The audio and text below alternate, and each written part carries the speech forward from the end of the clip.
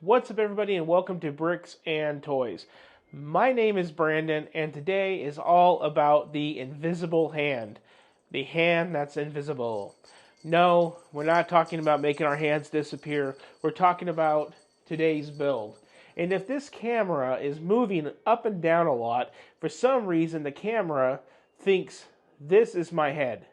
And this is my head. And so it's trying to put both as my head. It is what it is. It's been a long day. I just got done wrapping up a very, very special Bricks and Toys episode that you guys are going to see in the month of April. So you might want to subscribe if you want to see a really amazing video. So staying on track with today is the 18 and older set of 75377 coming in at 557 pieces. The Invisible Hand. I don't know why it's called that, but this is the ship that, if we're all familiar, this was the one that was General Grievous's ship. Well, that's what it's most well known for, and this is one throughout the Clone Wars era of Star Wars. I personally do not know a lot about the Invisible Hand. I've seen the movie The Invisible Man, but I don't know a whole lot about this ship. I'm for sure I've seen it all throughout the Clone Wars TV series, but this one's here for two reasons. One, we bought the other two. And if you look behind me, I got all of the helmets. So if this is going to be the next collection, I'm going to want all of them. So that's reason number one, that it's here. Reason number two, this is the cheapest out of the three. We have the Tantive 4 coming in at $80, the Millennium Falcon coming in at $85, and this one is all by itself on an island at $50. So let's take a look at the box and see if there's anything that we notice right off the bat. Well, I can see that we have another 25th anniversary printed plaque and no minifigure. We all knew that. I mean, it is what it is. Now, I will not be displaying a minifigure with this set for the one sheer reason of, well, I don't have a General Grievous. And out of the three sets, if I am to get minifigures for them, Leia's cheap, Han's cheap, General Grievous is like double than what those cost. So for the cost of those two will be the cost of a Grievous. So I will not be displaying this at the end of the video with a General Grievous on the stand, but I will be making a TikTok about it sometime in the next month, if I'm lucky. So that's what I noticed about the stand. Other things that I noticed, looks like we do have sticker elements in the set, and we do have the printed tile, and we also have that 25th anniversary packaging. Looking at the box, that kind of looks like an inappropriate adult toy from that angle. And then we have discrepancies, more discrepancies, and then we have the top of the box, which has it in a different language, and a 1-to-1 scale of the parts, so you can kind of see how big it's going to be. And then we have the back of the box where it says it's going to be about 7 inches tall and about 11.5 inches long. And here it is in action of the movie. Now, this does look like the end of episode 3, but they used so much CGI in episode 2 and episode 3 that you can't tell those two movies' graphics from a standstill picture from the actual Clone Wars TV series. You're going to hate me for saying that, but you know what? That's honestly how I feel. So there's not too much to talk about the box. So let's now come over to my desk and let's unbox what is in the box. Okay, so we're here with our box. We got two punch tabs, 1 and 2. Now, somebody in the comments said that they wanted a more closer shot of the unboxings and the desk views. Well, you know what? Thank you for pointing that out. I need to use my desk tripod and not my actual tripod that I start these videos with. So, thank you. So now we are doing the desk tripod, and look at that look inside of the box. Looks pretty decently packed. Let's go ahead and do our pour. There we go. And we're all empty. And now let's take a look at what we have.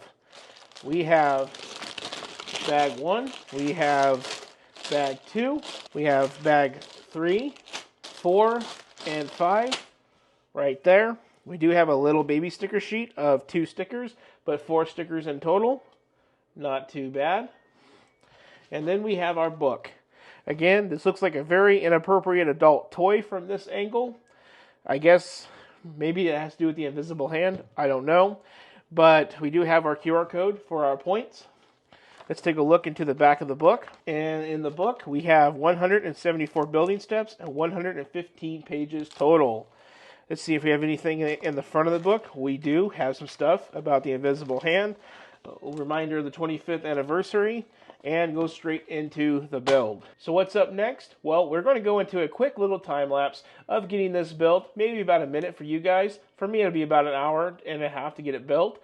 And then after that, we're going to be popping right into a review. So stay tuned. Let's get to the point of where we talk about it.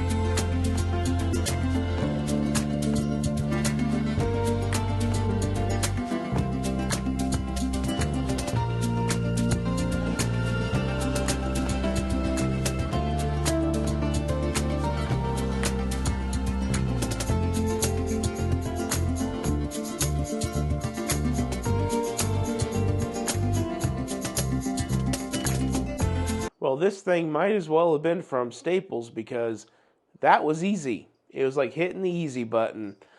The ship is built. Now let's go and hop into the review of the invisible hand. So here we have the invisible hand. Now let's start from the stand and work our way up. As per usual, it tells us to put the radiator grill right over on this side. By this point, I am completely over it. I am doing it how it says on the box and putting my 25th anniversary plaque right there on those two studs and the radiator grill right here. We do have a printed 4x4 element that says Star Wars, the Invisible Hand, like all the other ones. We do have a radiator grill over there exposing two studs.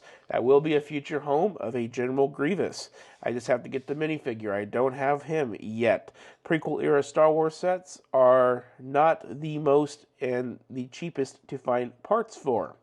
Now, let's go down the back of the ship, kind of starting off at the back.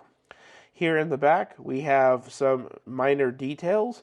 We have the 3 ion cannons right here in the back. Going along to the top, we have what looks to be the antenna radar right up here. And we have greebling going all through the top. A lot of nice details. This canary yellow really breaks up a lot of the grays and the dark blues and the dark grays. So that is a really refreshing look. We have yellow translucent bricks all throughout, showing more of the details of the ship. Now, coming along the sides, again, like I said, we have a lot of dark and light grays and dark blues.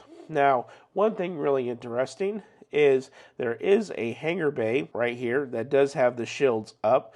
Now, what's really cool about this set is I'm going to insert a clip right here. It wouldn't be a Starship Collection set if it didn't have its set of Easter eggs. Here we have 2 1x1 studs, one in a reddish brown and one in a yellow. In the book it says, these 2 1x1 bricks represent Anakin Skywalker and Obi-Wan Kenobi's ETA-2 Actis-class Jedi interceptors after they breach the Invisible Hand's shields and land in the hangar bay. And then we have another Easter egg right over here with that brown chunk of brick, and that has to do with the hangar bay as well. So this is the hangar bay. To highlight the scale of this model, this brown piece represents the MTT multi-troop transport seen in the background of the hangar scene in Revenge of the Sith. These transports each hold over 100 battle droids. So that is your 2 Easter eggs, the battle droid transport and your interceptors. As you guys can see, inside of the hangar bay from that clip, we have the Jedi interceptors, and then we also have the droid transport shuttle in that hangar bay.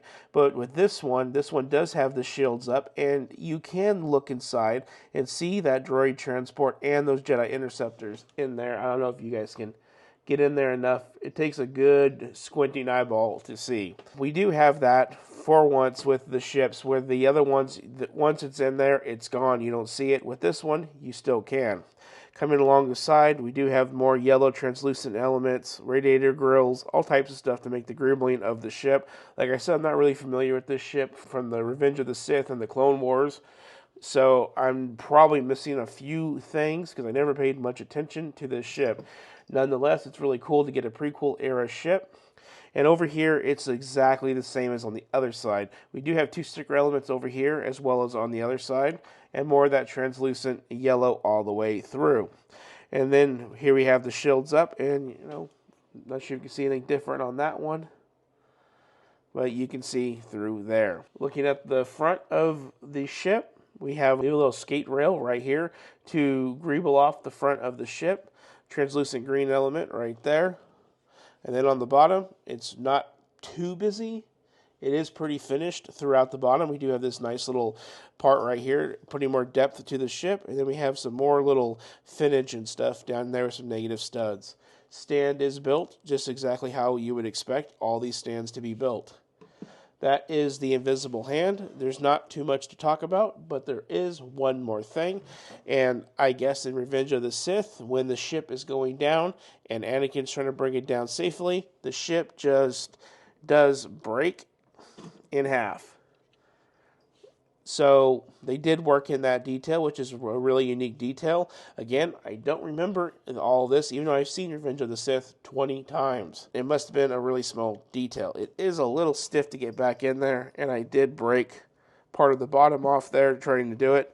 I guess if you get used to it, it'll do it plenty of times. So that is the invisible hand. Now let's go and wrap up this video. So wrapping up this video, I felt like it was only appropriate to bring out about the 960-piece Millennium Falcon, which is about $85, the 650-ish piece Tantive 4, which is about $80, and then the one featured in today's video, the invisible hand, with about 550-ish pieces, and that one is about $50.